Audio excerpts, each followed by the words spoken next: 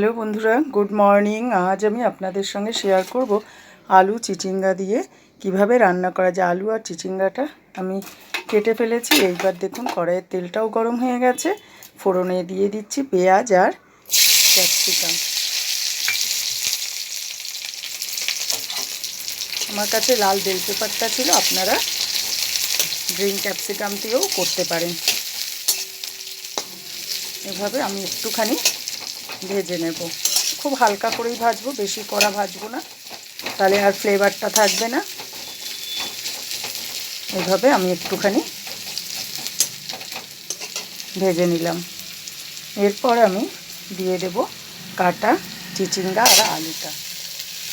আমি একটু লম্বা লম্বা করে কেটে নিয়েছি। এটা দিয়ে আমি একটু ভাজা মতো করব। আমরা চিচিঙ্গাটাকে বটি বলুন, ভাজা বলুন, নানান রকম করে খাই। এভাবে আলু দিয়ে একটু গামাখা মতো করে তরকারিটা করে খেয়ে দেখবেন, অসাধারণ লাগে।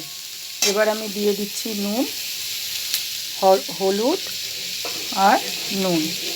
এইভাবে আমি একটু কষিয়ে নেব। দিয়ে দেব দুটো কাঁচা লঙ্কা, দিয়ে আমি একটুখানি কষিয়ে নেব।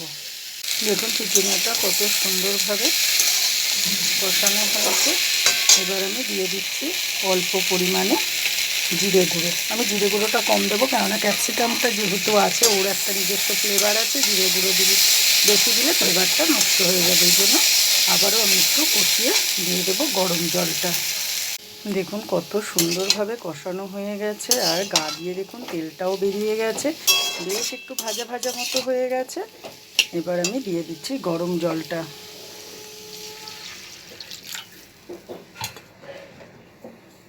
এটা একটু গামাখা মতোই হবে। এটা আপনি ভাতের সঙ্গে বলুন, রুটির সঙ্গে বলুন, সব কিছুর সঙ্গে শেয়ার করতে পারবেন। এবার একটু ফুটতে সময় দেব। খুব অসাধারণ লাগে এই তরকারিটা।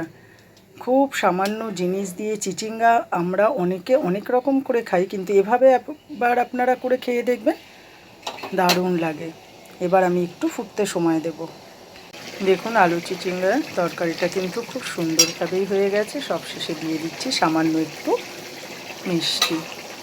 আপনারা একবার কিন্তু এই চিচিঙ্গাটা দিয়ে এভাবে করে একবার খেয়ে দেখবেন। এই যে ফ্লেভারটা বেরোচ্ছে, এই গন্ধটা আমি পাচ্ছি, তাই বুঝতে পারছি। আপনারা যখন রান্না করবেন, তখন আপনারা যখন এই ফ্লেভারটা পাবেন, তখন ভাববেন যে অসাধারণ গন্ধটা, আর তারপরে হলো খেতেও তো তাহলে অসাধারণ হবে। আমরা সবসময় ভাবি দেখার সৌন্দর্যটা সবার আগে, তারপরে তরকারিটা দেখেই যখন মনটা খুশিতে ভরে গেল, তাহলে খেতেও তখন ভালো লাগবে।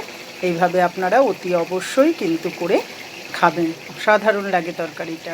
খুব হালকার মধ্যে এই তরকারি, গরমে এইরকম হালকা ফুলকা খাবার আপনারা খাবেন। আমি তো খাই, আপনারাও খাবেন। এতে শরীর সুস্থ থাকবে এবং আমাদের সারাটা দিনও কিন্তু ভালো যাবে। এটাই আমি আপনাদের সঙ্গে শেয়ার করলাম। যদি ভালো লেগে থাকে কমেন্ট করে জানাবেন, শেয়ার করে দেবেন।